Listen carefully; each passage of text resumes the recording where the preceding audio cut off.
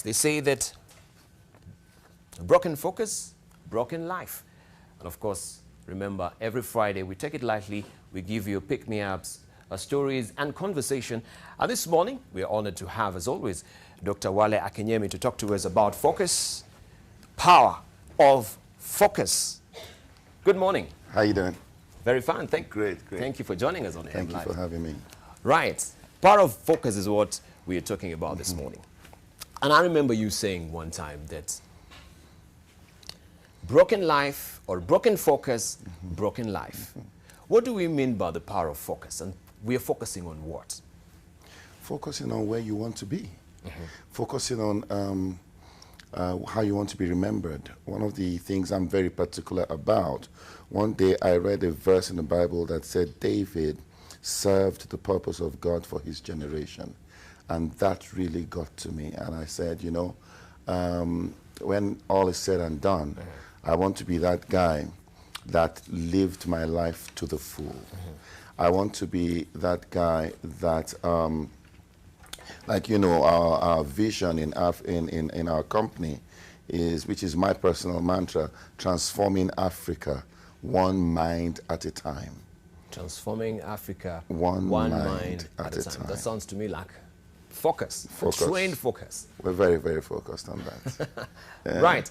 You know, there's so many people, they say that I am multi-gifted, multi-talented. Yeah, I can juggle all these frogs. Yes. And so I don't need to train my focus on one particular gift. What will happen maybe to my singing? What will happen maybe to my acting? What will happen maybe to my writing skills? I need to, you know, spread myself thin on all these areas. Do you think then you can give your 100% and fully train your focus on all this? I believe so. However, I believe in something which I call consolidation before expansion. Consolidation? Before expansion. Before expansion. That means when you look at someone like Richard Branson, who has over 300 companies, he started with a record company, actually with a magazine, student magazine, and then went into a record company. And so he understood how to run things there. And then he was now able to just take that model and replicate it in different areas. I started way back, you know where I started, you know. But I've simply taken what I did then, and I've been able to now translate it into my consulting, into training, into a whole lot of other programs that I'm doing. And the good thing is that I'm good at them. Now, I read an article some time ago, and it was on CNN website, titled "How the Internet is Frying Our Brains." And a very interesting article. You see, because when we talk of focus, we also have to look at the generational aspect of it.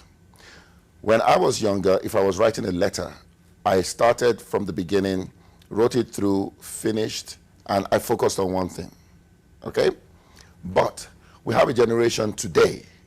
You can be doing something on Microsoft Word, and an Excel sheet is open somewhere, and you're chatting on Yahoo Chat, you have a Facebook chat going on, Skype is beeping, and the interesting thing is we're doing everything very well.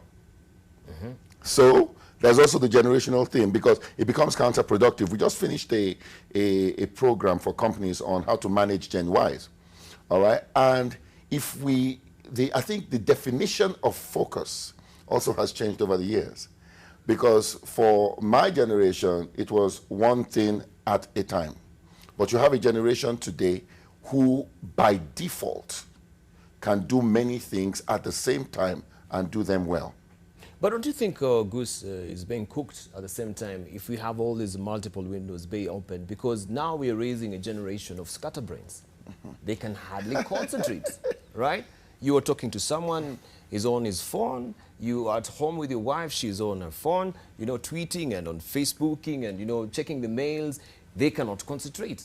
It's not Are we raising a generation of scatterbrains? It's not their fault. It's the era in which they're born. But we can train ourselves to be focused on one particular subject, isn't it? How would you feel if maybe I'm going out for coffee with you and I have my phone, I'm tweeting and I'm talking to you? Yeah, of course. Those are matters focus. of etiquette. Okay, those are behavioral things. Those are social behaviors and all that. But the point is, yes, I'm a very strong advocate of getting something, getting it right, being the best at something, okay? Because, you know, last time I was here, we were talking about excellence. Excellence is not possible without focus, all right? You have to be a master at something. And when you're a master at something, you see, that power of what you have mastered, you now have what I call the power of endorsement. You can now put your hand on other things. So Richard Branson has been a master at something. So if he puts his hand on something else today, there's the credibility that goes with that, because he was focused on something. And so, yes, I believe in that, but at the same time, I am not contained by that. Okay? So I believe, yes, I will focus on, for instance, I focused on my training and consulting. And what did that do? It opened up other doors for me, and I saw other opportunities. So I began to put my hand in other things, and they say, okay, Wale has his hand in this. It must represent what Wale represents. Okay? So that's very important. We cannot have excellence if we're not focused. And I think it was last week when I was, my article last week in the Daily Nation, and I talked about that as a people, as Africa, we need to learn how to focus on something. We need to learn how to, I mean, I was very upset, and I believe you read the article, I was very upset that on one hand, we're trying to encourage our young people to be entrepreneurial, we're trying to encourage local production of stuff, and then on the other hand, you have our leaders pass a vote of no confidence by saying they want to go and buy furniture in China. Okay? Now, that's a contradiction right there.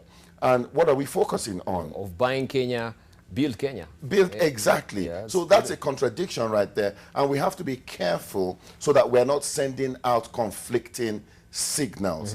However, we do not want our leaders to buy Kenyan just because it is Kenyan. We're also saying, Kenya, let's raise the standard. Okay? Let us produce things that are global, not Kenyan. We need to have a global mindset so that at the end of the day, somebody is buying what I produce, not out of sympathy or whatever to encourage me, but because it is good. It is good. Yes. Now, it may take some time for us to get there. Like I said, the Chinese that we're going to buy stuff from now, they didn't get there overnight. They did. There was a time when the Chinese were doing things everybody laughed at, but they continued. And I think when we're talking of focus, I also want to drop in the word consistency, you know, because we need to be consistent in our effort. And that is what I call focus. The consistency in effort, because the end result of every consistent action will produce something exponentially greater than the action. So if you continue to drill in a place where there's supposed to be oil, you know, you will now get to a point where, bang, you hit oil. That end result is exponentially greater than the effort that went, because it will now serve for generations to come. So I do believe that in the power of consistency, I believe that if we are consistent, we will get to that point of excellence. And that is the point where people are buying Kenyan because it is awesome. I gave the example of this gentleman who I knew in Lagos. He was a multi-billionaire. And he went to England for his medical, to see his doctor. Now, he spent £3,000 to buy a ticket to go, spent $5,000 for the ticket, $3,000 for the appointment, and he got a £50 prescription. But he told me his greatest shock was that when the doctor showed up, it was a doctor, it was Nigerian that had been trained at the University of Lagos. So he could have got that for free in Lagos. All right? Now, and I think my message to Kenyans, particularly I'm really, really passionate about young people, is that let us focus, let us be consistent in excellence. If we are consistent in that, then a time will come when it will absolutely sound ludicrous for people to say we want to go and buy something else in China when we can have it here. So I think that's very, very, very important. Right.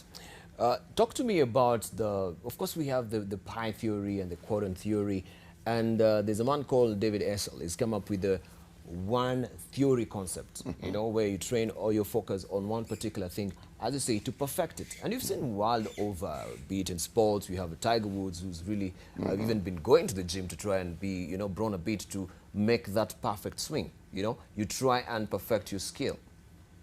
Talk to me about the one theory concept as regard to the power of focus. Take a magnifying glass. Yes. What gives it its power? Focus. Focus. It's that it's able to converge all the rays of the sun, converge it on one spot, and you put paper under, it will burn. Now, that is the power of focus. All right? And I believe so strongly that if I can take that, and everybody has what I call their terrain of strength. You know, in the battle between the lion and the shark, the terrain will determine the outcome. So if the lion gets the shark on dry land, the shark is a victim, not because it was weak, but because it was in the wrong terrain. If the shark gets the lion in water, the lion becomes a victim, not because it was weak, but it was in the wrong terrain. Now, take football. You have someone like Didier Drogba, who is a goal scorer. If you put him in the goalpost, it may be the same game, the same team, but he's playing in the wrong position. And I think in as much as we are talking focus, we need to make sure we are focusing on the right thing. The big problem is a lot of people will see, oh, Dybala is doing this, oh, even me, I can do that. But you're in your terrain. You don't have to, you know, you don't have to sweat it to be on air. I don't have to sweat it to talk to people. Wake me up. I don't, just wake me up and throw me in front of people. I will speak. Yes. But you know that the fear of speaking in public is one of the greatest fears on earth. Okay? So why are we the way we are? It's because we found our terrain and we focused on our terrain. So I think it's, in as much as we're talking focus, we must make sure we are not focusing on the wrong thing. You know, we're not just, you know, maybe you're told to paint a house, paint it blue, and you do a very good job, but you paint it red. So you did something well, but it was the wrong thing. So if there is something that I think that as Africans we need to understand today, it is to find our authenticity, okay? And to zero in on our authenticity. You see, the Chinese did not become great by trying to be a version of the American. The Japanese did not become great by wanting to be a version of the British, for instance. Okay? They found their identity and they focused on that and they imposed it on the world, and the world had no choice but to take it. So some people, and I've said this I think here on your show before, some people read the map, others draw the map. So we need to identify, what map am I gifted in drawing? You see, I will not draw the map of a place that I don't know. What map am I gifted in drawing? And this is so crucial. So we need to focus, yes, but we need to ensure we are focusing on the right thing. There are too many people today who are in the wrong place. So you have doctors who should have been musicians, you have lawyers who should have been footballers, you have preachers who should have been businessmen, all right? And because they did not find their terrain, the terrain where they could focus on, when they go into all these other places, they are frustrated, and that is when they, you know, they just abuse whatever is there. So, focus, yes, but focus on what? Focus on the right thing. Finding your... Find your voice, your own authentic identity, and focus on it.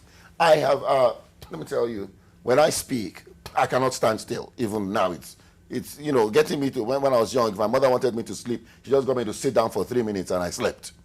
I'm that restless guy. So even when I'm talking, I walk around. Now, one day, I saw this friend of mine, this was years ago, and when he was speaking, he stood on one spot and gave an amazing speech. It was so inspiring. He looked like a statesman. And I said, I want to do that. I want to talk like him. So I got behind the podium next time I was to speak, and I stood still. You know what happened? Number one, I was not enjoying myself. Number two, after a while, I saw people praying for me. You know what that means? They were sleeping. They were gonna, you know? And now, so one day, I now overheard my friend telling somebody else. He said, man, I wish I could be like Wale. That guy just walks all over the place, has a good time. And I said, my goodness, here I am to be focused spending my life trying to be like somebody who is spending his life trying to be like me. Mad, mad world. And so the key is, let us find our place, that terrain that I'm supposed to be, and then let me focus on that. And then I'll make something good. Because, you see, if we don't do that,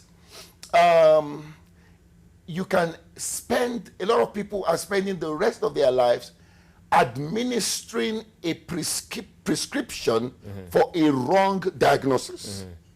So their diagnosis of their life, let me give you a simple case study. You have Peter and Andrew. Maybe they work in the insurance industry. Yes. Peter is doing so well, so much in commissions and bonuses and all that. Andrew is struggling. Now, so Andrew says, I'm going to get I want to go into business. What kind of business? I want to set up an M-Pesa thing. Why do you want to do that? Oh, because my cousin did that and it worked for him. Successfully. And so, when you now ask them, what is the problem? Andrew says, my job is terrible. But he and Peter are doing exactly the same job, the same position. So how come one is having an experience of bliss and the other one is having hell? Okay? You find out that the first one, Peter, loves the insurance industry. That's what he sells by nature. He's impassioned about it. Yes, exactly. Now, the other one is not. So the one that's making it has found his terrain. And terrain is when it looks so easy. So he's doing it and all that. Now, this guy, on the other hand, now wants to go into M-Pesa or some other business because he says, my job was not good. Wrong diagnosis. Wrong diagnosis. Right. Yeah? Talk to me about now focus, and the focus creating a blind spot. You know, you're not derailed by other things because you really trained your focus on these, and this is what you want. Regardless of what other things that are trying to draw your attention, you will not be derailed by that. Focus and blind spot.